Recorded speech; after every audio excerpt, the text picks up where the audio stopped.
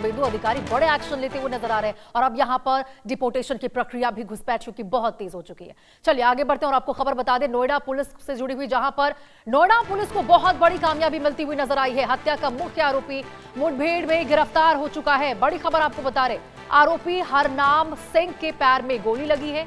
परिवार पर धारदार हथियार से उसने हमला किया था और देखिए अब इस मुख्य आरोपी को यहां पर गिरफ्तार कर लिया गया है। बता दें आपको, आरोपी पर 25,000 का इनाम भी घोषित था। सुनिए पुलिस का क्या कहना है। हरौला चौकी क्षेत्र में एक घटना घटित हुई थी, जिसमें सुरेंद्र शर्मा अपने परिजन के साथ छत में सो रहे थे। एक व्यक्ति के द्वारा उनके परिवार वालों के ऊपर चाकू से हमला किया गया था। सभी को स्थानीय पुलिस के द्वारा अस्पताल में उपचार हेतु भर्ती कराया गया था, जिसमें उनकी पत्नी संजू देवी की मृत्यु हो गई थी। उपरोक्त घटना के संबंध में सुसंगत धाराओं में अभियोग पंजीकृत किया गया था और उस घटना को कारित करने वाले व्यक्ति हरिनाम सिंह नामक व्यक्ति की तलाश हेतु, गिरफ्तारी हेतु कई टीम लगातार रवाना थी। अली खान हमारे सहयोगी हमारे साथ इस खबर पर ज्यादा जानकारी के साथ जुड़ चुके हैं। अली, जरा बताइए कि आखिर कब इस वारदात को अंजाम इस आरोपी के द्वारा दिया गया था और किस मामले में इसकी गिरफ्तारी अब संभव हो पाई है? अभी बीते 2 दिन पहले एक छत पे सोने पत्नी और 2 बच्चों पे हमला किया था। देर रात अचानक से हमला कर दिया जाता है। हमले के दौरान पति पत्नी और दोनों बेटियां घायल हो जाती हैं, जो उपचार के दौरान पत्नी की मृत्यु हो जाती है। उस पूरे मामले में अब पुलिस ने कार्रवाई करते हुए इस अपराधी को गिरफ्तार किया है, मुठभेड़ में गिरफ्तार किया है। मुठभेड़ के दौरान इसके पैर में गोली लगी है और आला पत्नी जो चाकू है वो भी इसके पास से बरामद किया।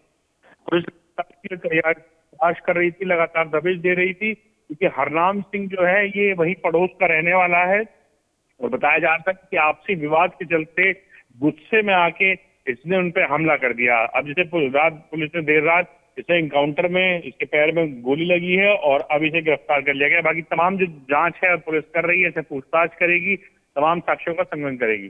जी, अब ये बताइए अली कि क्या इस कार्रवाई में पुलिस पर इसके द्वारा भी फायरिंग की गई थी? क्या कोई पुलिसकर्मी भी घायल हुए? इसको लेकर कोई जानकारी?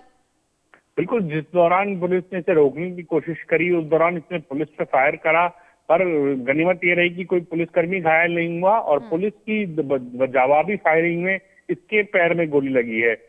क्योंकि जब इस टाइम पुलिस ने पहले पुलिस ने रोकने की कोशिश करी, पर जब ये रुका नहीं और इसने उल्टा पुलिस पे फायरिंग करी, उस दौरान पुलिस ने आत्मरक्षा हेतु चलाई गोली में इसके पैर में गोली लगी है। और अली, इसके ऊपर देखिए 25,000 का इनाम भी घोषित था, यानी कि क्या पहले भी आपराधिक मामलों में इस तरह से संलिप्त रह चुका है, जिसके खोजबीन में पड़ताल में लगातार पुलिस की टीम जुटी हुई हो?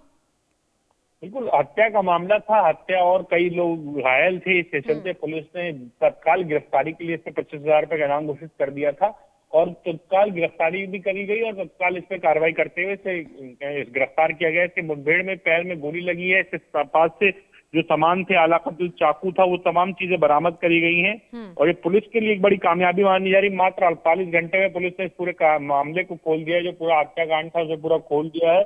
लगातार क्योंकि लोग सवाल उठा रहे थे, पुलिस ने जिस टाइम पे ये मामला हुआ था उस टाइम पुलिस के तमाम अधिकारी मौके पहुंचे थे और उन्हें कहा था, जल्द कार्रवाई का आश्वासन दिया था उन्होंने। तो अली, बहुत बड़ी कामयाबी यहाँ पे नोएडा पुलिस को मिलती हुई तो नजर आई है, लेकिन अब जरा ये भी बताइए कि क्या इसके साथ कोई और भी लोग थे जो संलिप्त थे या ये अकेला ही इस पूरे वारदात को अंजाम देता हुआ नजर आया था? जी, जो समय मौके पे जो मौजूद थे सुरेंद्र, जिनके पत्नी और बच्चों पर हमला किया था, उनके जो द्वारा तहरीर दी गई थी उसमें यही बताया गया था कि एक शख्स ही मौजूद था। अब पुलिस ने इसकी गिरफ्तारी करी है, इससे पूछताछ भी की जाएगी, पूछा जाएगा क्या और लोग भी इसमें शामिल थे या किसी और ने इसे मदद करी, किसी चीज में इसकी मदद करी। वो तमाम चीजें अब आगे पुलिस कार्रवाई करे, जांच करेगी, तो उनसे पूछताछ करेगी, तब सामने निकल कर पाएंगे।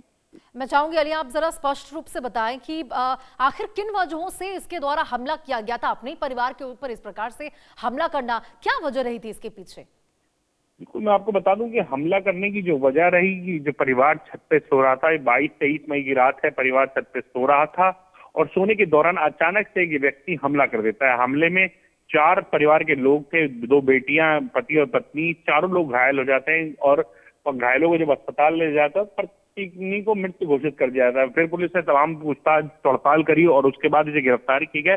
अब जो बात सामने निकल के आ रही है कि आपसी रंजिश किसी बात को लेकर कहासुनी होने के बाद इस आरोपी के संदिग्ध के मन में गुस्सा था और गुस्से के चलते ही उसने इस पूरी घटना को अंजाम दिया था। किसी बात को लेकर विवाद था, किसी बात को लेकर कहासुनी हुई थी, उस कहासुनी के चलते उस बात को लेकर काफी गुस्सा था, नाराज था और इसने पूरी घटना को अंजाम दिया था।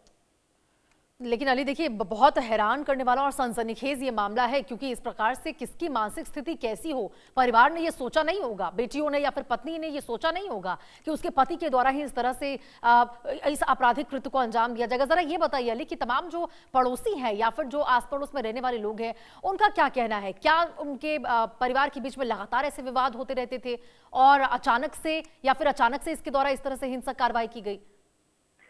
बिल्कुल, ये जो पूरा घटना सामने निकल के आई थी, अचानक से ही ये कार्रवाई हुई थी। पहले कभी कोई ऐसा मामला नहीं हुआ था, बस एक आपसी छोटा सा विवाद था, जिस विवाद के चलते अचानक से इतनी बड़ी कृत्य कर दिया गया कि माना जाता है कि कहीं ना कहीं ये साइको की बात भी आप कह सकते हैं कि एकदम मानसिक एक तरह तनाव था, जिसके चलते इसने इतनी बड़ी घटना को अंजाम दे दिया। क्योंकि आमतौर पर बराबर में पड़ोस के किराए के कमरे में रहता था और अपनी दिनचर्या को फॉलो करा करता था, कोई ऐसा बड़ा काम नहीं था, कहीं मजदूरी का काम किया करता है और अचानक से ही किसी बात को लेकर इतना गुस्सा हो जाना और इतनी बड़ी घटना को अंजाम देना अपने आप में बहुत बड़ी बात है।